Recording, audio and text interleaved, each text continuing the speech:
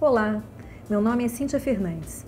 Nesta série, realizada pelo Ministério das Cidades, em parceria com o Lincoln Institute of Land Policy e com apoio do BID, nós vamos ouvir especialistas renomados sobre temas estruturantes da política urbana. Neste vídeo, vamos abordar os índices construtivos de aproveitamento dos terrenos como patrimônio público e suas implicações em uma conversa com a professora Sônia Rabelo.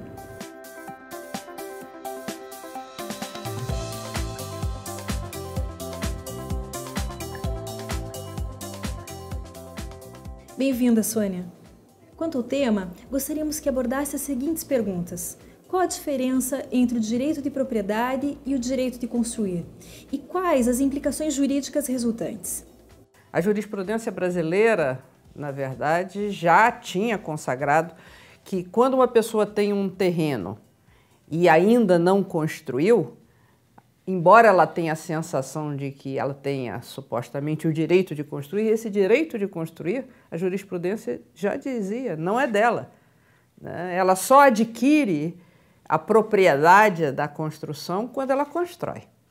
E o Estatuto da Cidade, o que ele traz, evidentemente, de novo e bastante claro, é o instrumento da outorga onerosa do direito de construir, que ele consagra o Estatuto da Cidade no artigo 28 e que diz que o poder público pode outorgar onerosamente, ou seja, alienar, os direitos de construir que estão entre o índice básico, que em geral é 1, por exemplo, em São Paulo, em toda a cidade de São Paulo, e o índice máximo. O proprietário do imóvel só adquire o direito imobiliário à construção quando ela existe fisicamente. E o proprietário incorpora no seu patrimônio o valor do índice construtivo estabelecido pelo poder público. Hoje em dia, a materialização de o proprietário urbano incorporar esse acréscimo que a gente vai chamar e chama de mais-valia, de que a legislação urbanística determinada em geral pelos vereadores de uma cidade atribuem a um terreno ou outro. Esse terreno você pode construir 30 pisos, esse aqui você pode construir 4 pisos, esse aqui você não pode construir nenhum, que é uma área de preservação ambiental. Com isso, ele está dizendo, o de 30 pisos, eu estou dando de graça para esse proprietário muito dinheiro, porque ele pode construir 30. Esse aqui, que é de preservação ambiental, não, esse aqui vai sofrer sozinho, vai dar sozinho essa benesse para todos da cidade. O que é o coeficiente básico índice 1? O direito de edificar, direito de construir, é um direito? Se o proprietário, se o titular de domínio de um terreno urbano é dono de uma coisa, e essa coisa é registrada no registro de imóveis, digamos, com um lote de 500 metros quadrados, ele é dono de um solo de 500 metros quadrados. Então, se infere de que ele tenha um uso útil do solo, da sua coisa, de 500 metros quadrados. Então, o índice básico, que se diz 1, é o direito que ele teria de um uso útil, que no caso da propriedade urbana é feito através da edificação. E quanto eu posso edificar? Olha, se eu tenho um terreno de 500 metros quadrados, eu vou poderia edificar 500 metros quadrados. Evidentemente, com os afastamentos e recuos, esses 500 metros quadrados podem ser 1 ou 2 pisos com os recuos. Então, é uma referência. E o que é interessante é que na Carta de Embu, que é uma carta, digamos assim, conceitual, feita por arquitetos urbanistas e juristas na década de 70 em São Paulo, eles estabelecem que este índice básico seria a metragem do terreno, que é a coisa urbana, e que construir mais do que a metragem do qual você é dono, objeto do registro no registro de imóveis, estaria se criando solos. E é verdade. Se você tem um terreno de 500 metros quadrados, então você comprou 500 metros quadrados. Mas se você quer construir 1.000 metros quadrados, ora, os outros 500 são um solo criado. E é exatamente esse solo criado que não pertence ao proprietário. Esse solo criado são recursos urbanísticos públicos que são facultados ao proprietário ou outro interessado em construir adicionalmente ao que ele é proprietário. Então, esse solo criado são recursos urbanísticos públicos, coeficientes índices urbanísticos de urbanização pública, pelo qual o proprietário do solo que só comprou 500 não tem direitos, porque esses direitos são de toda a coletividade.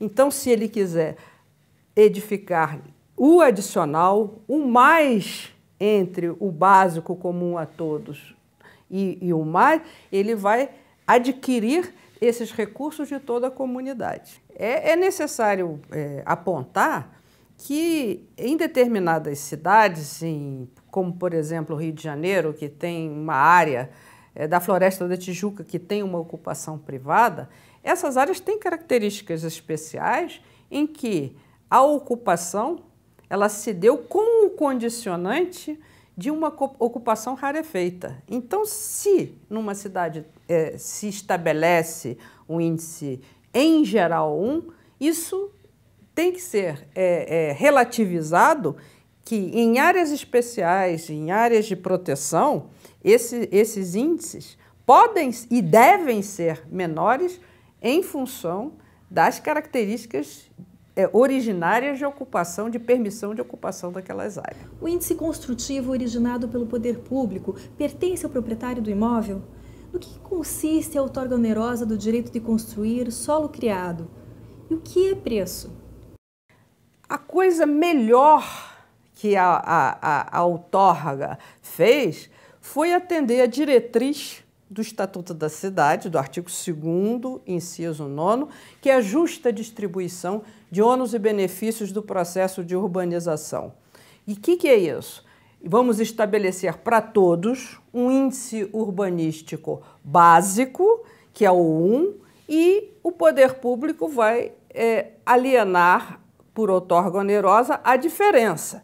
Com isso, você equaliza a distribuição desses ônus e benefícios e não vai gerar enriquecimento sem causa.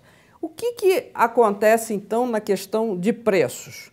Preço é uma questão, e eu faço aqui uma ressalva, que nós não estamos usando o termo valor do terreno, porque o valor pode ser valor de uso, valor é preço, e preço é uma externalidade ao seu direito de propriedade. Preço é uma questão de mercado, e é uma questão de mercado privado. Ninguém tem direito adquirido a preço algum, porque isso é uma variação da oportunidade de mercado. Sônia, o poder público pode mudar as regras de edificação? O poder público sempre pode mudar as regras de edificação. Essa passagem, ela tem que ser moderada. Ela tem que ser feita ao longo com prazos de 1, 2, 3, 5 anos, para que as pessoas se ajustem nas suas realizações de investimentos ao longo desse prazo. Mas é necessário que essa passagem, que é uma passagem de uma cultura urbanística, de uma cultura urbanística mais exclusiva dos proprietários, para uma cultura urbanística mais solidária do ponto de vista de distribuição dos ônus e benefícios do processo de urbanização, ela tem que se dar ao longo de um prazo curto de anos, mas que deve ser implementado. O que se planeja? Propriedades individuais ou territórios? Quais os princípios e leis que contribuem para a urbanização planejada? Existem casos exitosos que poderiam ser mencionados? Não se planeja propriedades individuais. O que se planeja é o território. É como a Constituição diz, o Estado faz a ordenação do território. Então, o fato de se ter no território da cidade propriedades individuais, e a propriedade existe sobre um território, o que se está se planejando aí é o território que é público. E esse território que é público, independente de em cima desse território tenha propriedades individuais, esse território pertence a todos os cidadãos da cidade. As propriedades privadas, o uso dos espaços privados, melhor dizendo, do que propriedade dos espaços privados, vão se adequar através da legislação de uso e ocupação do solo ao que se deseja desse território comum que é a cidade. O que é o processo de urbanização? O que faz de uma cidade uma cidade? No que implica ordenar o espaço urbano? O processo de urbanização, ele é um processo que envolve não só uma legislação de uso e ocupação do solo, mas ele envolve também um planejamento de localização e de continuidade dos serviços públicos. Isso é fundamental. O que faz de uma cidade não é uma aglomeração de gente, espaços públicos bem delineados para que essas pessoas possam ter qualidade habitacional, no sentido de qualidade necessária até a saúde pública, né? Eu quero fazer aqui uma nota de que a ordenação do espaço, tendo em vista a saúde pública, é fundamental. Em determinada favela, ainda hoje, no Rio de Janeiro, é que ali se localiza o maior índice de tuberculose no Brasil. E por que isso? Porque os espaços não são bons para a saúde por conta do aglomerado, por conta do lixo. Então, ordenar aquele espaço urbano não é uma questão estética ou cultural, é necessário para a qualidade de vida daquela comunidade. Então, introduzir nesses espaços informais serviços públicos adequados, acesso, transporte, espaços de lazer, espaços comuns de uso comum a toda a população, é fundamental para transformar aquela aglomeração em cidade. O que é a transferência do direito de construir? Essa questão do solo criado, que tem uma ligação e hoje a outorga onerosa, que estabelece o índice 1 e os índices adicionais, é que isso tem uma ligação forte com outro instrumento importantíssimo instituído pelo Estatuto da Cidade, que é a transferência do direito de construir. E a lógica da transferência do direito de construir do proprietário é que ele só pode transferir o que é seu. Então, para haver a transferência do direito de construir, é preciso que haja o estabelecimento na legislação de planejamento da cidade da outorga. E o que o proprietário pode transferir de seu? Ele pode transferir de seu o que ele não usou do índice básico. Então, o índice básico estabelecido como 1, evidentemente estabelecer índice básico mais do que 1 seria já um enriquecimento sem causa para o proprietário, né? E digamos que ele tem o índice 1, mas a sua propriedade tem uma casa tombada que ocupa 50% do espaço só, uma edificação ocupa 250 metros quadrados. E ele não pode fazer construções adicionais porque está preservado. Então, a transferência do direito de construir se dá na edificabilidade básica que ele não pode usar entre o que ele efetivamente tem construído, 250, E os outros 250, que seria o tamanho do seu lote, que ele não pode usar porque ele é um imóvel preservado e tutelado. Então, a diferença entre que ele tem construído e o índice básico é que vai ser objeto da possibilidade de transferência do direito de construir. Sônia, o pleito de licença para construir gera direito adquirido à coisa? O poder público pode, no prazo de decisão no processo legislativo, fazer por lei um período de recesso, de deferimento de licença? Você pede uma licença e essa licença ela é deferida, ela não tem a mesma natureza jurídica do direito adquirido à coisa.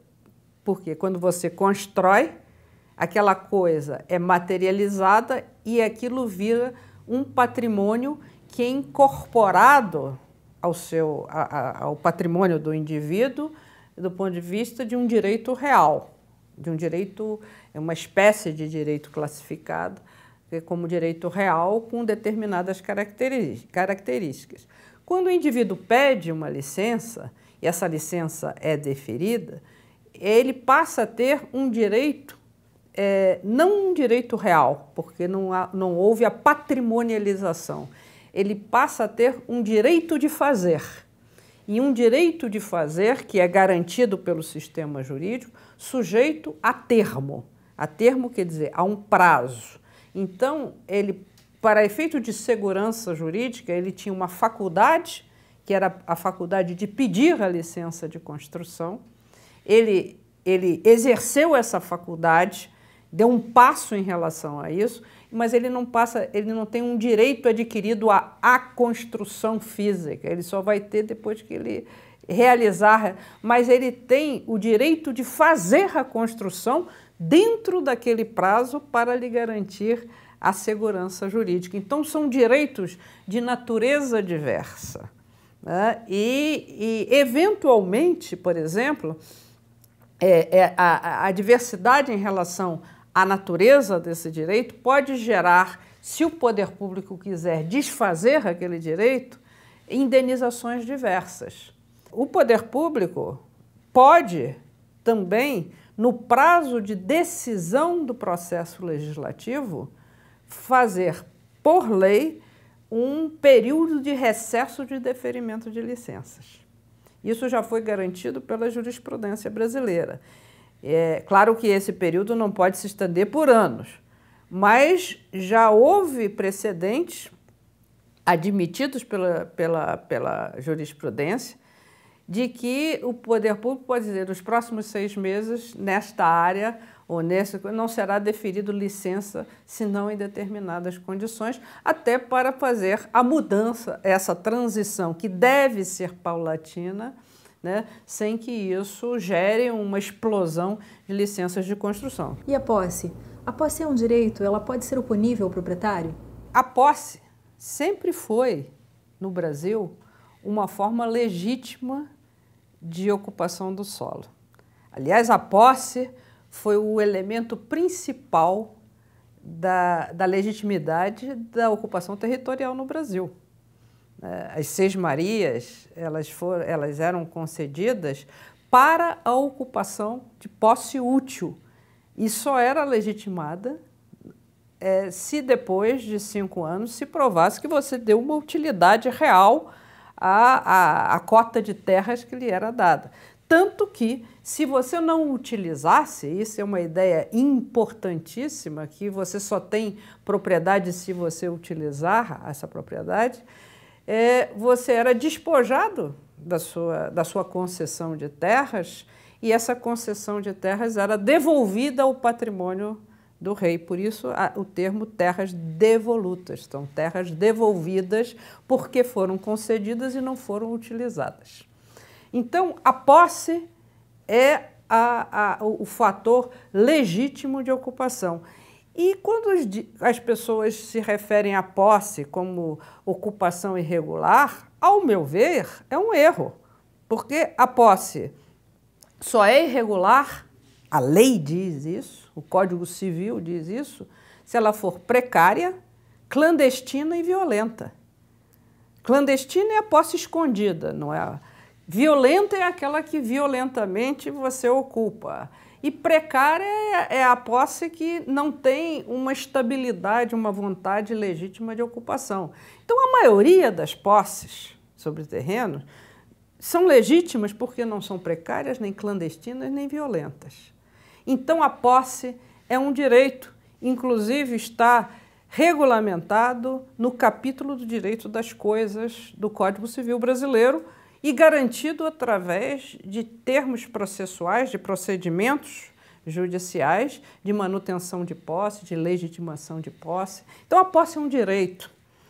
Agora, caracterizar a posse como um direito real ou não, isso, no meu ponto de vista, é de somenos importância, porque ela é um direito patrimonial que pode, inclusive, ser vendido regularmente no Brasil. Essa é e no Código Civil de 2002, ele é mais assegurado ainda, porque havia um dispositivo no Código anterior de 16 que dizia que a posse só não poderia ser oposta, né, oponível ao proprietário. E essa última frase foi tirada no Código Civil de 2002. Então, ela pode, inclusive, ser oponível ao próprio proprietário em determinadas condições, cobradas, inclusive, as benfeitorias de boa-fé. Por fim, existem espécies diferentes de patrimonialidade sobre os imóveis no Brasil?